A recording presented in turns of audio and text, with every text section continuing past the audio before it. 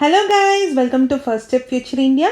இந்த வீடியோவில் நம்ம பார்க்க போகிறது Class 11 Geography book, NCERT Geography book, Fundamentals of Physical Geographyல Chapter 10 Part 4 தான் பார்க்க போகிறோம். ஸோ Part 1, 2, 3 வரைக்கும் நம்ம பார்த்துட்டோம். ஸோ Part 4ல் நம்ம பார்க்க போகிறது ஏர் மாசஸ்லேருந்து ஏர் மாசஸ்னால் என்ன, ஃப்ரண்ட்ஸ்னால் என்ன, எக்ஸ்ட்ரா ட்ராபிக்கல் சைக்ளோன்னா என்ன, ட்ராபிக்கல் சைக்ளோனுக்கும் எக்ஸ்ட்ரா ட்ராபிக்கல் சைக்ளோனுக்கும் என்ன வித்தியாசம், அதுக்கப்புறம் ட்ராபிக்கல் சைக்ளோன்னா என்ன, தண்டோஸ்டோம்ஸ் அண்ட் டொராண்டோஸ்னால் என்ன, இது எல்லாத்தையும் தான் நம்ம பார்க்க போகிறோம். ஸோ ஃபஸ்ட்டு ஏர் மாஸ்னால் என்னன்னு பார்த்துடலாம்.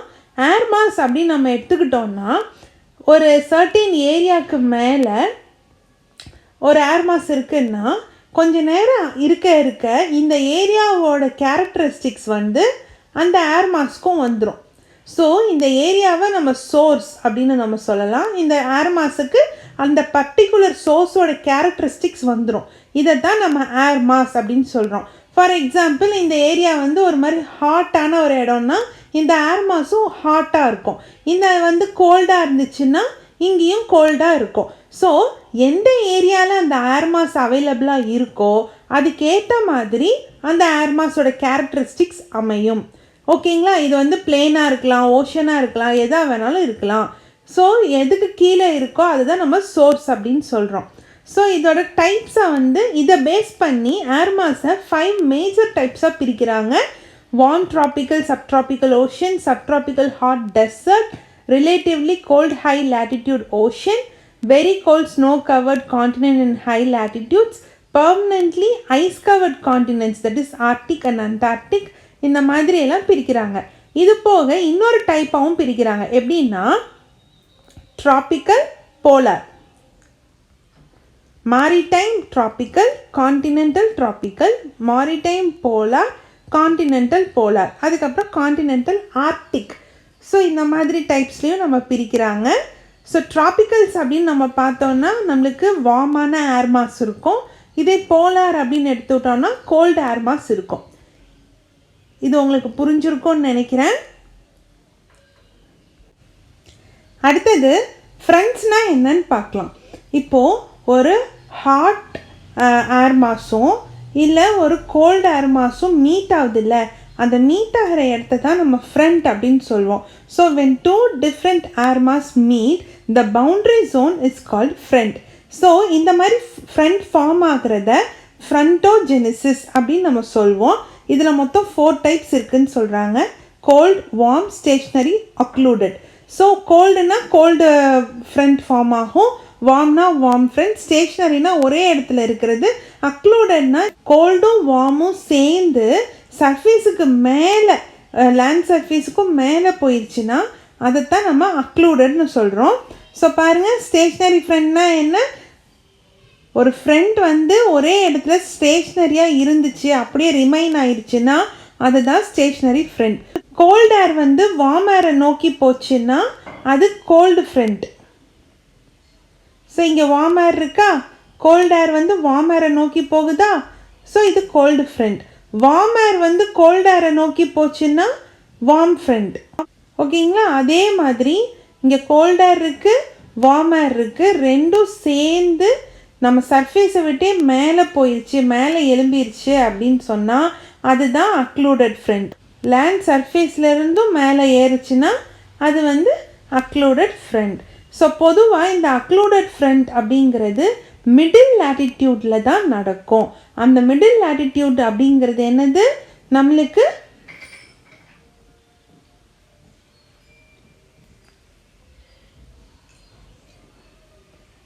ட்ராபிக்ஸுக்கு இந்த பக்கம் அந்த பக்கம். ஓகேங்களா?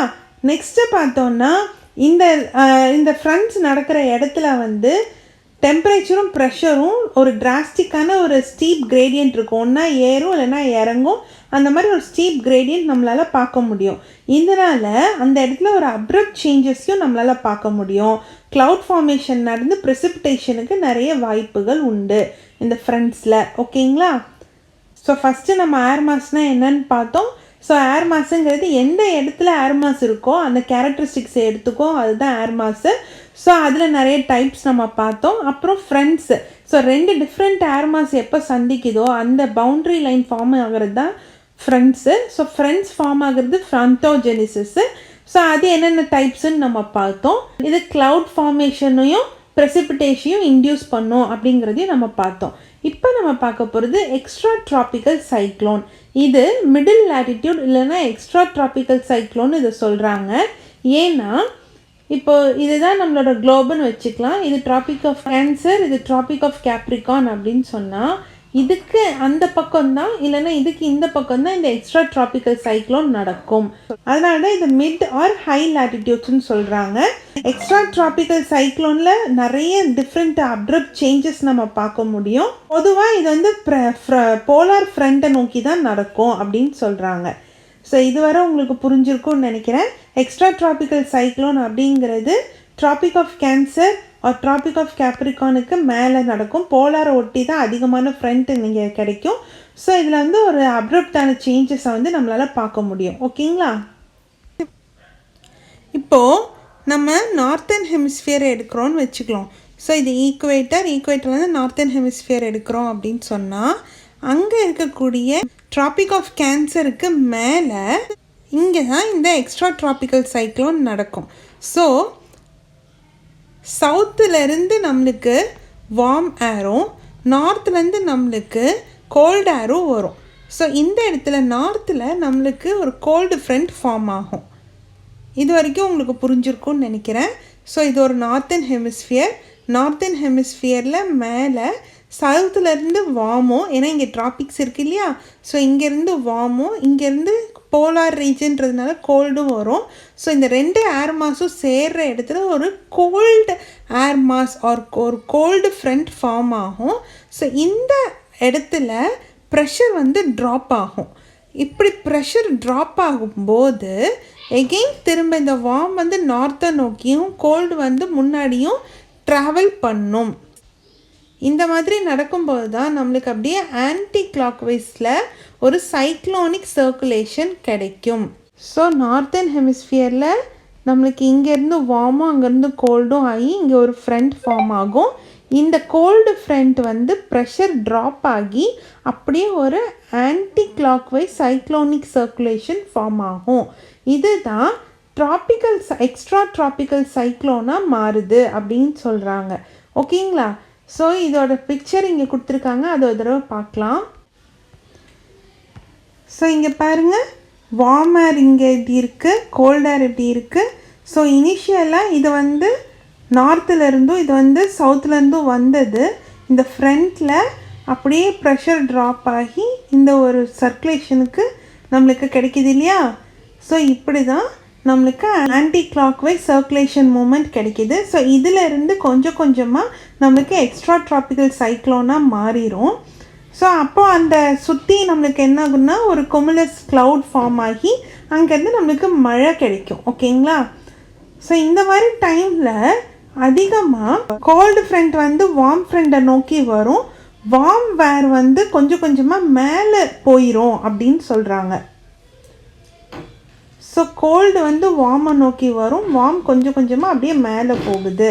இந்த ஆன்டி கிளாக்வைஸ் வந்து இப்படி தான் நடக்குது அப்படின்னு சொல்கிறாங்க. இதில் கோல்ட் ஏர் வந்து ரொம்ப ரொம்ப ஃபாஸ்ட்டாக மூவும் ஆகும். அதாவது வார்ம் ஏரை கம்பேர் பண்ணால் கோல்ட் ஏர் வந்து நல்லா ஃபாஸ்ட்டாகவே மூவ் ஆகும் அப்படின்னு சொல்கிறாங்க. எப்போ முழுசாக இந்த வார்ம் ஏர் வந்து மேலே லிஃப்ட் ஆகி போயிருதோ அப்போ இந்த சைக்ளோன் வந்து நின்று போயிடும், டோட்டலாக ஸ்டாப் ஆக ஆரம்பிச்சிரும் அப்படின்னு சொல்கிறாங்க. வார்ம் ஏர் இருக்கிற வரைக்கும் தான் அந்த ஆன்டி கிளாக்வைஸ் சர்க்குலேஷன் நடக்கும். ஸோ வார்ம் ஏர் முழுசாக மேலே போயிடுச்சுன்னா இது ஸ்டாப் ஆயிரும் அப்படின்னு சொல்கிறாங்க. இப்போது நம்ம நார்மல் ட்ராபிக்கல் சைக்ளோனுக்கும் எக்ஸ்ட்ரா ட்ராபிக்கல் சைக்ளோனுக்கும் வித்தியாசம் இருக்குது, ரெண்டும் ஒன்று கிடையாது. என்னென்ன வித்தியாசம் அப்படிங்கிறத பார்க்கலாம். எக்ஸ்ட்ரா ட்ராபிக்கல் சைக்ளோனில் ஒரு கிளியரான ஃப்ரண்டல் சிஸ்டம் இருக்கும். ஆனால் ட்ராபிக்கல் சைக்ளோனில் அப்படி இருக்காது. அதாவது எய்தர் கோல்டோ வார்மோ இல்லை ஸ்டேஷ்னரி இல்லை ஆக்குலண்ட் இந்த மாதிரி ஏதாவது ஒரு ஃப்ரண்டல் சிஸ்டம் வந்து எக்ஸ்ட்ரா ட்ராபிக்கல் சைக்ளோனில் இருக்கும். இதே ட்ராபிக்கல் சைக்ளோனில் இருக்காது. அதே மாதிரி லேண்ட்லேயும் சரி சீலையும் சரி எக்ஸ்ட்ரா ட்ராபிக்கல் சைக்ளோன் பார்க்க முடியும். ஆனால் ட்ராபிக்கல் சைக்ளோன் சீலை மட்டும்தான் நம்ம அதிகமாக பார்க்க முடியும். அதே மாதிரி எக்ஸ்ட்ரா ட்ராபிக்கல் சைக்ளோன் வந்து ரொம்ப லார்ஜர் ஏரியாவை கவர் பண்ணும் கம்பேர்ட் டு ட்ராபிக்கல் சைக்ளோன். அதே மாதிரி ட்ராபிக்கல் சைக்ளோனை விட எக்ஸ்ட்ரா ட்ராபிக்கல் சைக்ளோனில் விண்ட் வெலாசிட்டி கம்மியாக தான் இருக்கும். அதாவது ட்ராபிக்கல் சைக்ளோன் ரொம்ப ஹை வெலாசிட்டிலையும் ரொம்ப டிஸ்ட்ரக்டிவாகவும் இருக்கும் compared to extra tropical cyclone. அதே மாதிரி டைரக்ஷன் பார்த்தோன்னா எக்ஸ்ட்ரா ட்ராபிக்கல் சைக்ளோனில் வெஸ்ட் டு ஈஸ்ட் இருக்கும், ட்ராபிக்கல் சைக்ளோனில் ஈஸ்ட் டு வெஸ்ட் இருக்கும். ஸோ இது எல்லாமே இம்பார்ட்டண்ட் டிஃப்ரென்சஸ். ஓகேங்களா? ஸோ எக்ஸ்ட்ரா ட்ராபிக்கல் சைக்ளோனும் ட்ராபிக்கல் சைக்ளோனும் ஒன்று கிடையாது, அதுக்குள்ளே நிறைய வித்தியாசங்கள் இருக்குது. ஃபைனலாக இப்போ ட்ராபிக்கல் சைக்ளோன்னா என்னன்னு பார்க்கலாம். ட்ராபிக்கல் சைக்ளோன்ஸ் அப்படிங்கிறது ட்ராபிக்கல் ஏரியாஸில் இருக்கும். நம்ம எக்ஸ்ட்ரா ட்ராபிக்கல் சைக்ளோன் ட்ராபிக்கல் ஏரியாஸ்க்கும் மேலே இருக்குது, போலார் ரீஜன் ஒட்டி இருக்குதுன்னு நம்ம பார்த்தோம். ஸோ ட்ராபிக்கல் சைக்ளோன்ஸுங்கிறது ட்ராபிக்கல் ஏரியாவில் இருக்கும். ட்ராபிக்கல் சைக்ளோன்ஸ் நம்மளுக்கு லார்ஜ் ஸ்கேல் டிஸ்ட்ரக்ஷனை கொடுக்கும். இந்த இடத்துல நம்ம வைலண்ட்டான விண்ட்ஸு, ஹெவி ரெயின்ஃபால், ஸ்டோம்ஸ் எல்லாமே பார்க்கலாம். ஸோ நம்ம சென்னையெல்லாம் அதிகமாக வந்து ஃப்ளட்டு எப்போது அனுபவிக்குது அப்படின்னு பார்த்தா இந்த ட்ராபிக்கல் சைக்ளோன் டைமில் தான். ஸோ இந்த சைக்ளோன்ஸை வந்து பொதுவாக சைக்ளோன்ஸ் அப்படின்னு சொன்னாலும் ஒவ்வொரு ஏரியாவில் ஒவ்வொரு மாதிரியான பேர் இருக்குது. ஸோ இந்தியன் ஓஷனை நம்ம சைக்ளோன் அப்படின்னு சொல்கிறோம். அட்லாண்டிக் ஓஷனில் பார்த்தோன்னா இதை ஹரிக்கேன் அப்படின்னு சொல்கிறாங்க. Western Pacific and southern China sea கிட்டே இது டைஃபூன்ஸ் அப்படிங்கிறாங்க. ஆஸ்திரேலியா கிட்டே இது வில்லிஸ் அப்படின்னு சொல்கிறாங்க. ஸோ இந்த சைக்ளோன் ஃபார்ம் ஆகிறதுக்கு நம்மளுக்கு சில விஷயங்கள் ரொம்ப ரொம்ப தேவை. அப்படி என்னென்ன தேவை அப்படின்னு பார்த்தோன்னா, பொதுவாகவே இது வந்து ட்ராபிக்கல் ஓஷன் அப்படின்னு என்ன அர்த்தம்? ஒரு வார்மான ஏரியாவில் தான் இந்த ட்ராபிக்கல் சைக்ளோன் வந்து உருவாகுது அப்படிங்கிறது நம்மளுக்கு தெரியுது. அப்போ என்னென்ன கண்டிஷன் அதுக்கு வேணும் அப்படின்னு பார்த்தா, சி ஏரியா வந்து ரொம்ப ரொம்ப லார்ஜாக இருக்கணும். சீயில் மட்டும்தான் இது உருவாகும்னு நம்மளுக்கு இப்போ தெரியும். ஸோ லார்ஜ் சி ஏரியாவில் ஒரு 27 டிகிரி செல்சியஸ் டெம்பரேச்சர் கிட்ட இருக்கணும். செகண்டு, கொரியோலிஸ் ஃபோர்ஸ் அங்கே ரொம்ப ரொம்ப அதிகமாக இருக்கணும். தேர்ட் வந்து அதோட வெர்டிக்கல் விண்ட் ஸ்பீட் இருக்குது இல்லைங்களா? ஸோ இந்த வெர்டிக்கல் விண்ட் ஸ்பீடோட வேரியேஷன் வந்து கொஞ்சம் மாறினா கூட நம்மளுக்கு இந்த ட்ராபிக்கல் சைக்ளோன் ஃபார்ம் ஆக ஆரம்பிச்சிரும். அதே மாதிரி லோ ப்ரெஷர் ஏரியா, வீக்கான லோ ப்ரெஷர் ஏரியா அந்த இடத்துல இருக்கணும். அப்புறம் டைவர்ஜ் ஆகக்கூடிய விண்டு வந்து அப்பர் டைவர்ஜன்ஸ் அந்த இடத்துல இருக்கணும். அந்த சி சிஸ்டமில் இப்படியே அப்பர் டைவர்ஜன்ஸ் சிஸ்டம் இருக்கணும். இதெல்லாம் இருந்துச்சுன்னா ட்ராபிக்கல் சைக்ளோன் ரொம்பவே ஃபார்ம் ஆகும் அப்படின்னு சொல்கிறாங்க. போன வீடியோவில் கமெண்ட் செக்ஷனில் ஒருத்தர் வந்து ஒரு டவுட் சொல்லியிருந்தார். வெர்டிக்கல் ஏர் மாஸோட மூமெண்ட் வந்து ஹரிசான்டல் ஏர் மாஸோட மூமெண்ட்டை விட கம்மி அப்படின்னு நான் ஒரு இடத்துல சொன்னேன்னு சொல்லி. ஆக்சுவலி நான் என்ன சொன்னேன்னா, எப்போதுமே வெர்டிக்கல் மூமெண்ட் வந்து is always greater than horizontal movement. ஆனால் ஏர்த்தோட சர்ஃபேஸ் இருக்கு இல்லையா, இந்த ஏர்த்தோட சர்ஃபேஸில் என்ன ஆகும்னா, கிராவிடேஷனல் ஃபோர்ஸ் இருக்கிறதுனால சுற்றி இருக்கக்கூடிய வெர்டிக்கல் ஏரை இந்த கிராவிடேஷன் வந்து டிஸ்டர்ப் பண்ணி புல் பண்ணும். அதனால சர்ஃபேஸ் கிட்ட நம்மளால் வெர்டிக்கல் ஏர் மூமெண்ட்டை வந்து ஃபீல் பண்ண முடியாது. ஆனால் அந்த லோவர் அட்மாஸ்ஃபியர்லேருந்து அப்பர் அட்மாஸ்ஃபியர் போயிட்டோம் அப்படின்னு சொன்னால் வெர்டிக்கல் தான் ஹரிசான்டல் மூமெண்ட்டை விட ரொம்ப ரொம்ப ஸ்ட்ராங். அதாவது ஏர் மூமெண்ட் 2 விதம் இருக்குது. ஒன்று வெர்டிக்கல், ஓகேங்களா, இன்னொன்று ஹரிசான்டல். எப்போதுமே வெர்டிக்கல் மூமெண்ட் வந்து ஹரிசான்டல் மூமெண்ட்டை விட ஜாஸ்தியாக தான் இருக்கும். ஆனால் ஏர்த்தோட சர்ஃபேஸை சுற்றி என்ன பிரச்சனைனா, கிராவிடேஷனல் ஃபோர்ஸ் இருக்கிறதுனால நம்மளால் ஹரிசான்டல் மூமெண்ட்டை மட்டும்தான் ஃபீல் பண்ண முடியும், வெர்டிக்கல் மூமெண்ட்டை ஃபீல் பண்ண முடியாது. அதே அட்மாஸ்ஃபியரில் மேலே போக போக இந்த வெர்டிக்கல் மூமெண்ட் வந்து நம்மளால் ஃபீல் பண்ண முடியும். ரொம்ப ரொம்ப அதிகமாக வெர்டிக்கல் மூமெண்ட் தான் ஸ்ட்ராங்காக இருக்கும் ஹரிசான்டல் மூமெண்ட் ஆஃப் ஏரை விட. இதுதான் நான் போன வீடியோவில் சொன்னது. நீங்கள் கேட்ட கேள்விக்கும், அதாவது உங்கள் டவுட்டுக்கும் இதுதான் ஆன்சர். ஓகேங்களா? ஸோ இப்போது நம்மளுக்கு ஒரு ட்ராபிக்கல் சைக்ளோன் ஃபார்ம் ஆகணும்னா ஒரு லார்ஜ் சி ஏரியா வேணும். அது ஒரு 27 டிகிரி செல்சியஸ் அந்தளவுக்கு வார்மாக இருக்கணும். அதுக்கப்புறமா கொரியோலிஸ் ஃபோர்ஸ் வேணும். அதுக்கப்புறமா நம்மளுக்கு வெர்டிக்கல் விண்ட் ஸ்பீடு வந்து கொஞ்சம் டிஃப்ளெக்ஷனோட, கொஞ்சம் வேரியேஷனோட வேணும். அதே மாதிரி லோ ப்ரெஷர் ஏரியா கொஞ்சம் வீக்கான லோ ப்ரெஷர் ஏரியா வேணும். அப்பர் டைவர்ஜென்ஸில் இருக்கக்கூடிய ஒரு சி லெவல் சிஸ்டமும் நம்மளுக்கு தேவை.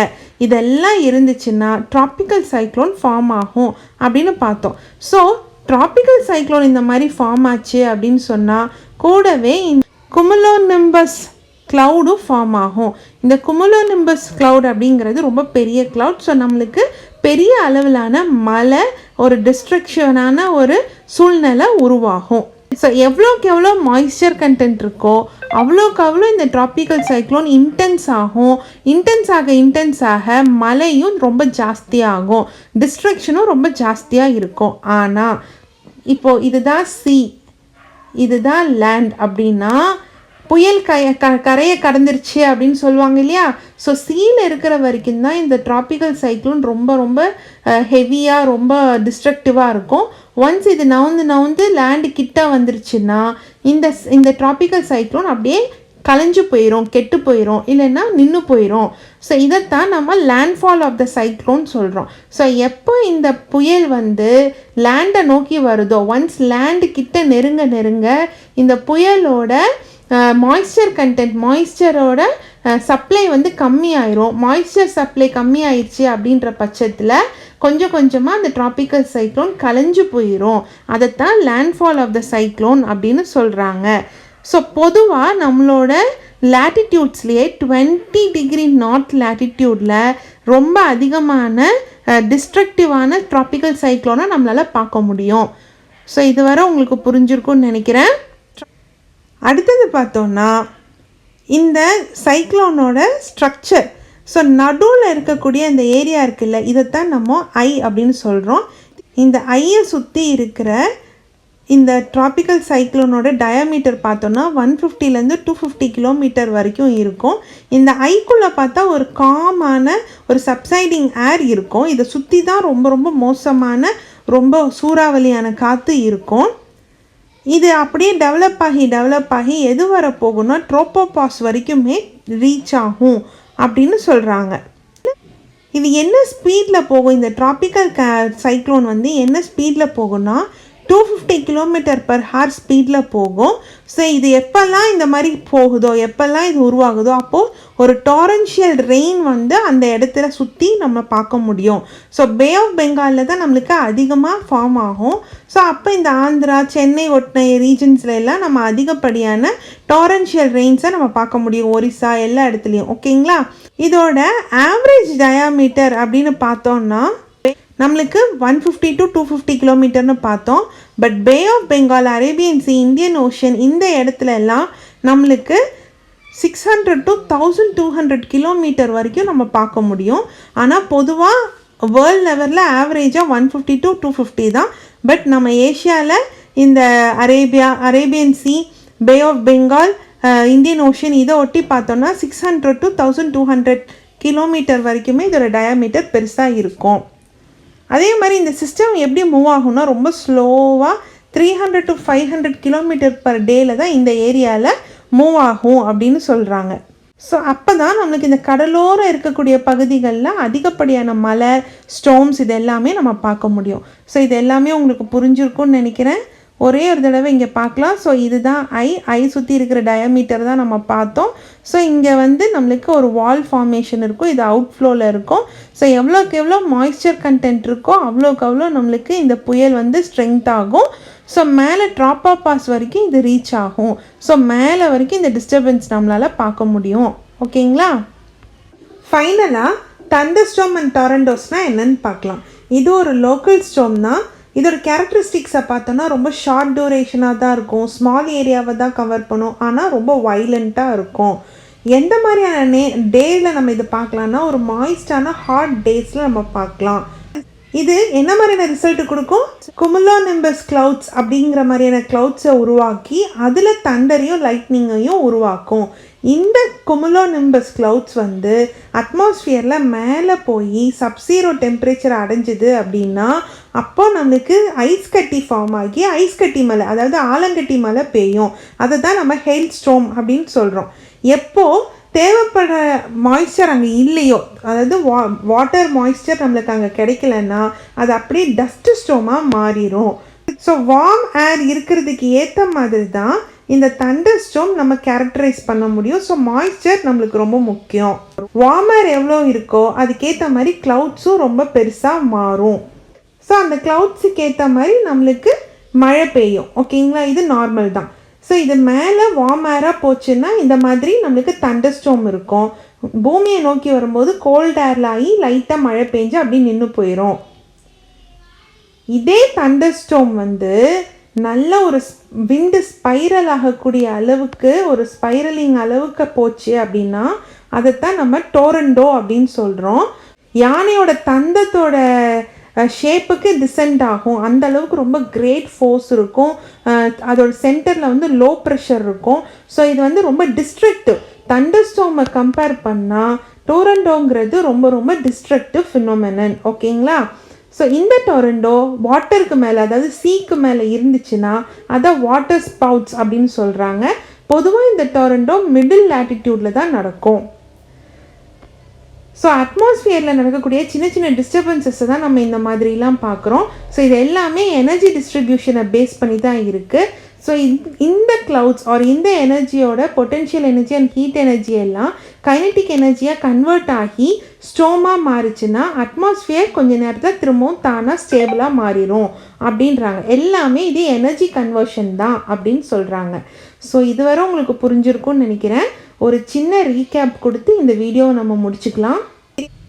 ஸோ ஏர் மாசஸ் வந்து எந்த ஏரியாவுக்கு மேலே இருக்கோ அதோட கேரக்டரை எடுத்துக்கும். அதைத்தான் நம்ம ஏர் மாஸ்ன்னு சொல்கிறோம். ஸோ அந்த ஏரியா எப்படி இருக்கோ அதுக்கேற்ற மாதிரி தான் அதோட கேரக்டர் இருக்கும். அந்த ஏரியாவை தான் நம்ம சோர்ஸ் அப்படின்னு சொல்கிறோம். ஸோ அதன்படி மெயினாக நம்ம பிரித்தோன்னா ஓஷன், டெசர்ட், கான்டினென்ட், இதை 3 பேஸ் பண்ணி தான் இருக்குது. ஸோ ஓஷன்னா warm tropical and subtropical ocean, இல்லைன்னா relatively cold high latitude ocean. Desert எடுத்துக்கிட்டோன்னா சப்ட்ராபிக்கல் ஹாட் டெசர்ட். கான்டினென்ட்ஸ் எடுத்துக்கிட்டோன்னா high latitude snow covered, cold snow covered continent, இல்லைன்னா பெர்மனெண்ட்லி ஐஸ் கவர்ட் கான்டினென்ட், அதாவது ஆர்க்டிக், அண்டார்டிக். இந்த மாதிரி தான் நம்ம ஏர் மாஸை மேஜராக பிரிக்கிறோம். இன்னொரு வகையில் பிரிக்கிறோம் அப்படின்னு சொன்னால் மாரிடைம், அதாவது ட்ராபிக்கல், போலார், அதை வச்சு பிரிக்கிறோம். Maritime tropical, continental tropical, maritime polar, continental polar, ஃபைனலாக கான்டினென்டல் ஆர்க்டிக். ஸோ இதில் நம்மளுக்கு தெரியும் ட்ராபிக்கல்னால் வார்ம் டைப் ஆஃப் கிளைமேட் இருக்கும், போலார்னா cold type of air mass இருக்கும்ன்ட்டு. ஸோ எந்த ஏரியாவில் இருக்கோ அதுக்கேற்ற மாதிரி தான் நம்ம ஏர் மாஸை சொல்கிறோம். ஓகேங்களா? ஸோ 2 விதமான ஏர் மாஸ் நம்ம பார்த்தோம், ஹாட்டு, கோல்டு. ஸோ இந்த ஹாட் கோல்டு ஏர் மாஸ் வந்து different type of air mass வந்து எங்கே இடத்துல சேருதோ அதைத்தான் நம்ம ஃப்ரண்ட்டுன்னு சொல்கிறோம். இந்த ஃப்ரண்ட்ஸ் எல்லாம் எங்கெங்கே ஃபார்ம் ஆகுதோ அது ஃப்ரண்டோஜெனிசிஸ் அப்படின்னு நம்ம சொல்கிறோம். இது 4 டைப் இருக்குது: கோல்டு, வார்ம், ஸ்டேஷ்னரி, ஆக்குலண்ட். ஸோ இந்த ஆக்குலண்ட் அப்படிங்கிறது சர்ஃபேஸ்லேருந்தே மேலே எழும்பிடுச்சுன்னா அதைத்தான் நம்ம ஆக்குலண்ட் ஃப்ரண்ட் அப்படின்னு நம்ம சொல்கிறோம். அதுக்கப்புறமா எக்ஸ்ட்ரா ட்ராபிக்கல் சைக்ளோன்னா என்ன அப்படிங்கிறத பார்த்தோம். ஸோ அது வந்து நம்மளோட ஏர்த்தில் ட்ராபிக்ஸ்க்கு மேலே போலார் கிட்ட இருக்கக்கூடிய இந்த ஏரியாவை தான் நம்ம அந்த இடத்துல உருவாகக்கூடிய சைக்ளோன்ஸை தான் எக்ஸ்ட்ரா ட்ராபிக்கல் சைக்ளோன் அப்படின்னு சொல்கிறோம். ஸோ எக்ஸ்ட்ரா ட்ராபிக்கல் சைக்ளோனுக்கும் ட்ராபிக்கல் சைக்ளோனுக்கும் என்னென்ன வித்தியாசம் அப்படின்னு பார்த்தோம்னா, இங்கே வந்து ஒரு கிளியர் ஃப்ளண்டல் சிஸ்டம் இருக்கும், ஆனால் ட்ராபிக்கல் சைக்ளோனில் அது இருக்காது. இங்கே லார்ஜ் ஏரியாவை கவர் பண்ணும், இங்கே கம்பேரிட்டிவ்லி ஸ்மால் ஏரியாவை தான் கவர் பண்ணும். ஏன்னா இது லேண்டு, சி ரெண்டையுமே கவர் பண்ணும், ஆனால் இங்கே சி மட்டும்தான் கவர் பண்ணும். அதே மாதிரி ட்ராபிக்கல் சைக்ளோனுக்கு ஹை வெலாசிட்டி இருக்கும், ஹை டிஸ்ட்ரக்ஷன் இருக்கும், ஆனால் இங்கே அந்த அளவுக்கு கிடையாது. இதோட டைரக்ஷன் எடுத்துட்டோன்னா வெஸ்ட் டு ஈஸ்ட், இதோட டைரக்ஷன் எடுத்துட்டோன்னா east to west. So extra tropical சைக்ளோனும் ட்ராபிக்கல் சைக்ளோனும் ஒன்று கிடையாது. ஸோ ஃபைனலாக ட்ராபிக்கல் சைக்ளோன் உருவாகிறதுக்கு நம்மளுக்கு என்னென்ன வேணும்?